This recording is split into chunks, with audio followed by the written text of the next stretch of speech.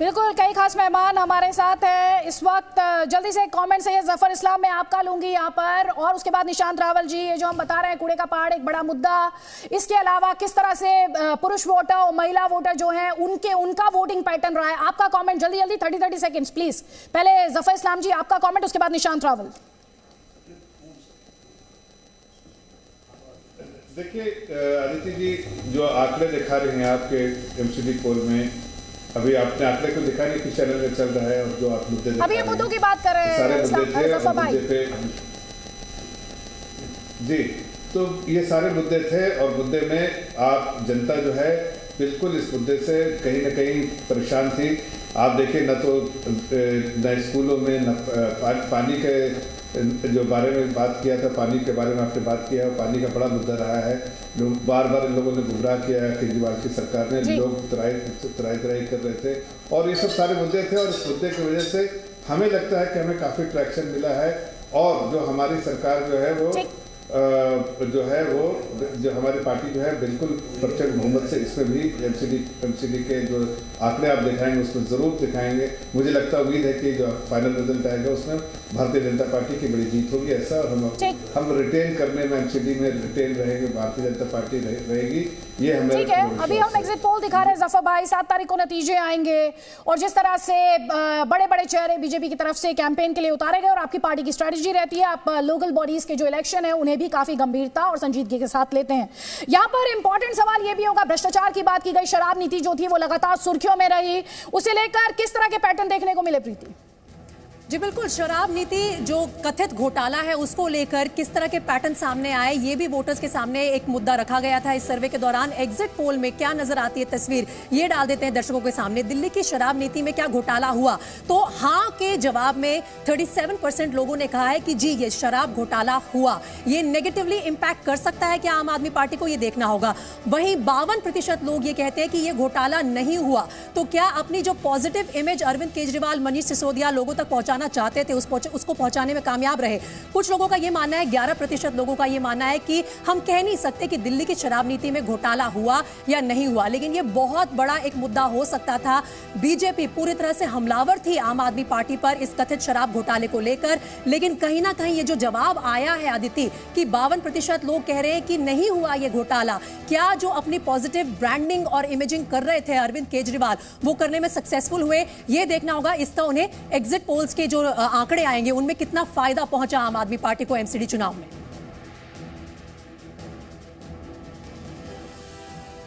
तो हम आपको ये दिखा रहे हैं कि दिल्ली की शराब नीति में क्या घोटाला हुआ। हाँ का जवाब मिला 37% से, नहीं कहा 52% ने। जल्दी से एक कमेंट दिलीप पांडे जी आपका, क्योंकि शराब नीति पर काफी बार पलटवार हुआ आपके और बीजेपी के बीच।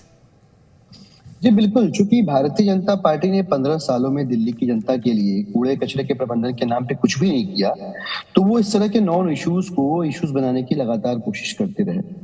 आपके यहाँ जो भी एग्जिट पोल आ रहे हो सकता है वो ग्राउंड की सेंटिमेंट्स को रिफ्लेक्ट कर रहे हो, बट इस पूरे चुनाव में आपके सर्वे ने भी स्पष्ट कर दिया कि जो मुद्दे दिल्ली की जनता के लिए रेलेवेंट थे उसके ऊपर जनता ने खुल के वोट किया है, और शराब नीति उनमें से एक नहीं। लीकर पॉलिसी को भारतीय जनता पार्टी ने खूब सिंक कराने की कोशिश की, फिर भी 11% लोगों को पता भी नहीं कि वो घोटाला था क्या, ऐसा कुछ हुआ था क्या। और 37% लोग जो भारतीय जनता पार्टी का जो प्रोपेगेंडा चला, जो भी उन्होंने झूठ को प्रसारित करने की कोशिश की, उससे वो प्रभावित हुए। तो निगम के चुनाव में कूड़ा, आपके सर्वे ने क्लियर रिफ्लेक्ट किया है, कूड़ा कचरा, जो कूड़े के 3 जानलेवा पहाड़ दिल्ली वालों को दिए भाजपा ने 15 सालों के अंदर, वो सबसे बड़ा मुद्दा निकल के आया। वो दिल्ली की जनता को घरों से बाहर मतदान केंद्र तक लाने के लिए सबसे ज्यादा जिम्मेदार रहा, जिससे और इसकी वजह से ये स्पष्ट हो जाता है, तय हो जाता है कि डिब्बों में जनादेश जो कैद है वो क्या कहने वाला है 7 तारीख को। ठीक, जल्दी से एक जवाब जफर भाई आपका यहाँ पर चाहती हूँ। आम आदमी पार्टी कह रही है, डेटा कह रहा है कि जो शराब आबकारी नीति पर आप हमलावर थे वो डिलीवर नहीं किया आपको।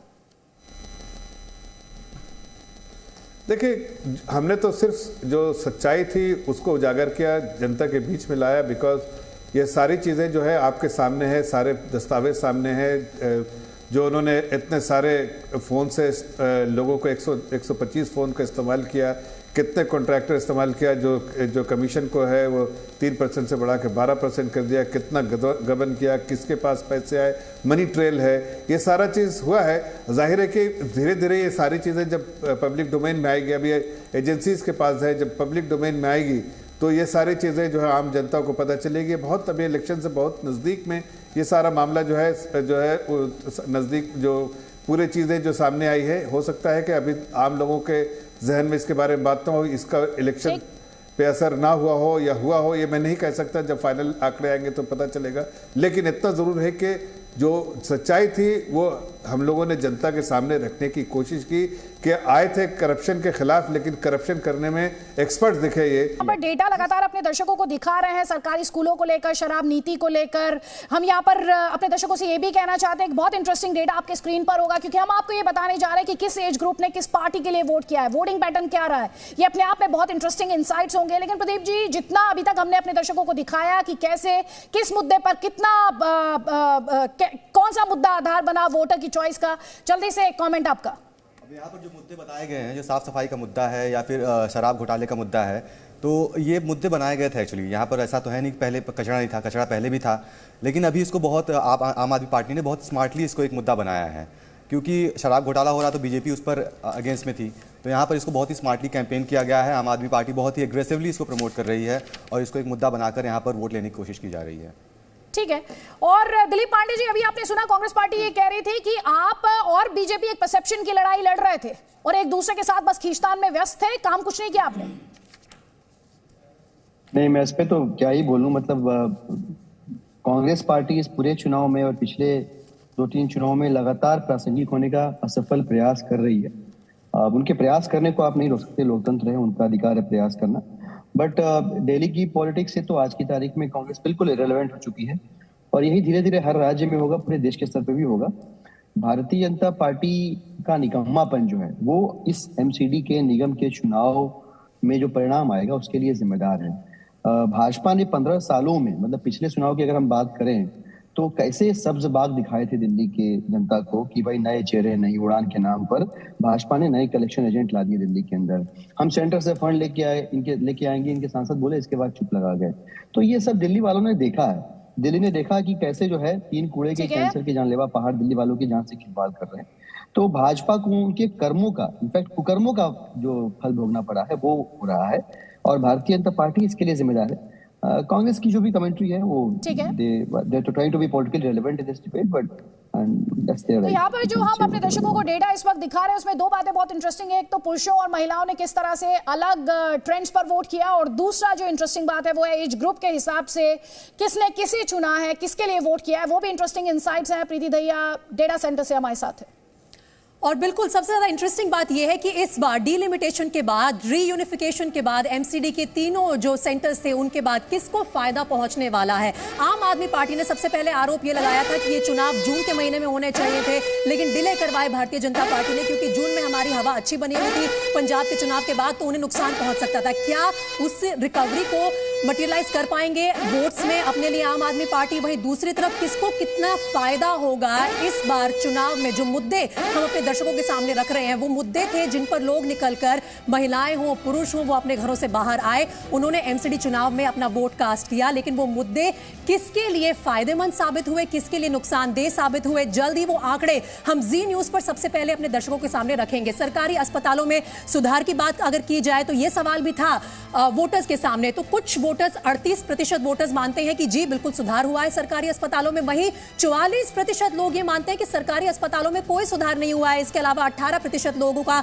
यह कहना है कि हम कह नहीं सकते हैं सुधार हुआ है या नहीं हुआ है। आपको यह भी समझना होगा कि क्योंकि ये एमसीडी के चुनाव थे, पार्षद यहां पर चुने जाते हैं, तो लोग जो है बहुत माइक्रो लेवल पर जाकर अपने मुद्दे चुनते हैं। शायद इसी के चलते जो कथित शराब घोटाला था उसका नुकसान ना पहुंचा हो आम आदमी पार्टी को। क्या एजेंडा सेटिंग में भारतीय जनता पार्टी थोड़ी पीछे रह गई, कोई चूक हो गई, यह भी देखना होगा। आपसे बस कुछ ही देर में एमसीडी का एग्जिट पोल जी न्यूज पर हम आपके सामने रखने वाले हैं।